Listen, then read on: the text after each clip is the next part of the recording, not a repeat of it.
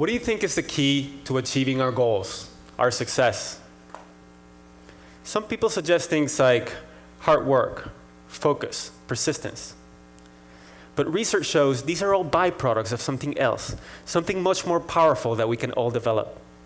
It is this very special something that really is critical to success, and is what I'm here to discuss with you today. Someone who has achieved great success is Josh Waitzkin, a chess international master and the subject of the movie Searching for Bobby Fischer. Nobody has won all the national chess championships that Josh has. But even more impressive, when he turned 21, he took on the challenge of mastering something completely new and very different from chess: martial arts. He realized that he had learned how to grow and succeed, and he could apply that understanding to other domains. And so, he devoted himself relentlessly to Tai Chi Chuan. And after lots of hard work, many failures, and some broken joints, he became a great martial artist, and he won 2 world championships. Now he's off to jiu-jitsu. So what does Josh say is the greatest thing that ever happened to him?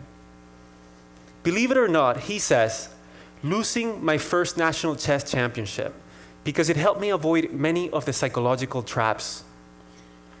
The key trap that Josh avoided was believing that he was special, that he was smarter than other people, and that he didn't have to work hard. He could have thought of himself as a prodigy, but he doesn't think that he has extraordinary intelligence. He says, the moment we believe that success is determined by an ingrained level of ability, we will be brittle in the face of adversity. Josh often quotes Stanford professor Carol Dweck, who discovered that some people see intelligence or abilities as fixed, what is called a fixed mindset, while other people see them, as Josh does, as qualities that can be developed, a growth mindset. More important, Dr. Dweck discovered that these 2 different mindsets lead to very different behaviors and results. In a study she did with Dr. Lisa Blackwell, several hundred 7th graders were surveyed to determine which mindset each student had, and then they were tracked for 2 years. Results showed that the students with a growth mindset, those who thought they could change their own intelligence, increased their grades over time, while those with a fixed mindset did not. You can see the trend. The gap in performance just widens and widens over time. The difference between these 2 groups? A different perspective on intelligence. Other studies have shown similar effects for our mindset about other abilities, like problem solving, playing sports, managing people, or anything else you'd like. Dancing la Macarena. The key to success is not simply effort or focus or resilience, but it is the growth mindset that creates them. The mindset itself is critical.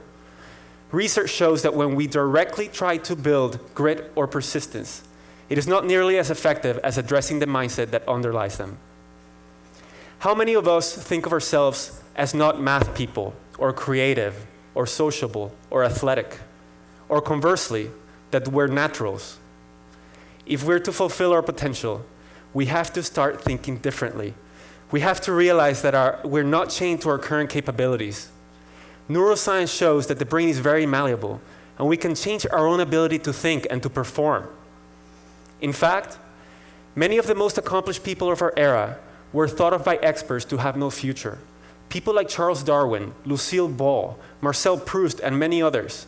But they, along with all great achievers, from Mozart to Einstein, built their abilities. But the key insight that I would like you to walk away with today is that when we realize that we can change our own abilities, when we have a growth mindset, we bring our game to new levels.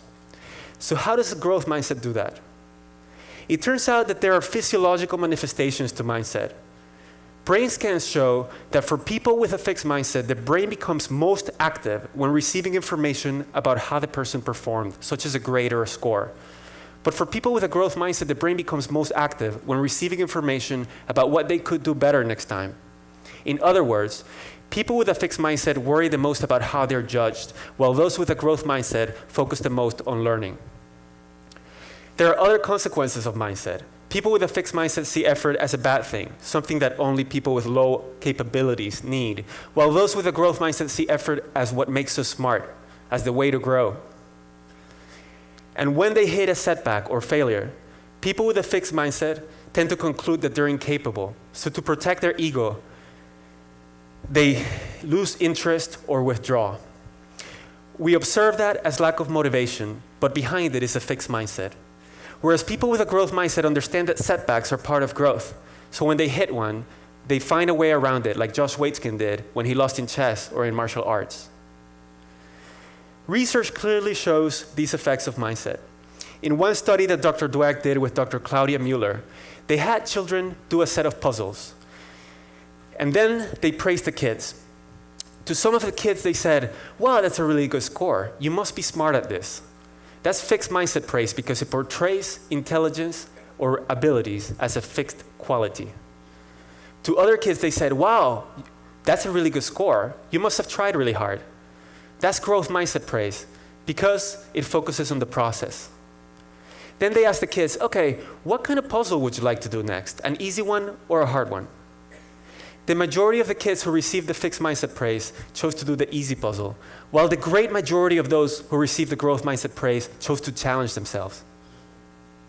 Then the researchers gave a hard puzzle to all of the kids because they were interested in seeing what confronting difficulty would do to their performance. Look at what happened when the kids later went back to the set of easier problems that they started with. The kids who received the fixed mindset praise did significantly worse than they had originally, while those who received the growth mindset praise did better. And to top it off, at the very end, kids were asked to report their scores. And the kids who received the fixed mindset praise lied about their scores over 3 times more often than those who received the growth mindset praise. They did not have another way to cope with their failure. The difference between these two groups? One short little sentence. How often do we praise kids for being smart or for being great at something? We've been told that this will raise their self-esteem, but instead, it puts them in a fixed mindset. They become afraid of challenges and they lose confidence when things get hard. As Josh Waitzkin says, it is incredibly important for parents to make their feedback process related, as opposed to praising or criticizing talent.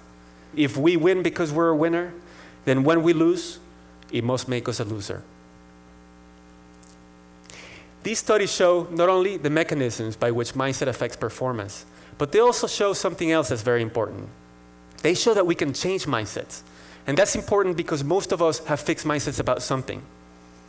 Another study that showed that we can change mindsets is one in which Dweck and Blackwell did a workshop with 7th graders to instill a growth mindset in them. As a result of the workshop, the students gained more interest in learning and they worked harder. And as a result of that, their grades improved. Other studies have shown that when we teach a growth mindset, not only does it improve achievement for students as a whole, but it also narrows the achievement gap because the effects are most pronounced for the students who face negative stereotypes, such as minority students and girls in math. I've spoken mostly about children, but mindset affects all of us. In our workplaces, managers with fixed mindsets don't welcome feedback as much, and they don't mentor employees as much. And employees with growth mindsets about specific skills like negotiations become far better at those skills than people with fixed views. Mindsets can even help us solve big social issues. A recent study showed that when we expose Israelis and Palestinians to the idea that groups can change, they increase their attitudes toward one another, they improve them, and they enhance their willingness to compromise and to work for peace. We also see the effects of mindsets on relationships, sports, health. How is it possible that as a society, we're not asking schools to develop a growth mindset in children? Our myopic efforts to teach them facts, concepts, and even critical thinking skills is likely to fail if we don't also deliberately teach them the essential beliefs that will allow them to succeed, not only in school, but also beyond. There's a lot that we can do to change mindsets, but here are 3 things that any of us can do to instill a growth mindset in ourselves and in those around us. First, recognize that the growth mindset is not only beneficial, but it's also supported by science. Neuroscience shows that the brain changes and becomes more capable when we work hard to improve ourselves. Second, Learn and teach others about how to develop our abilities. Learn about deliberate practice and what makes for effective effort. When we understand how to develop our abilities, we strengthen our conviction that we're in charge of them. And third, listen for your fixed mindset voice. And when you hear it, talk back with a growth mindset voice. If you hear, I can't do it, add, yet. My request to you today is that you share this knowledge about the growth mindset with your family, friends, and schools, so that all of us can go and fulfill our potential. Thank you.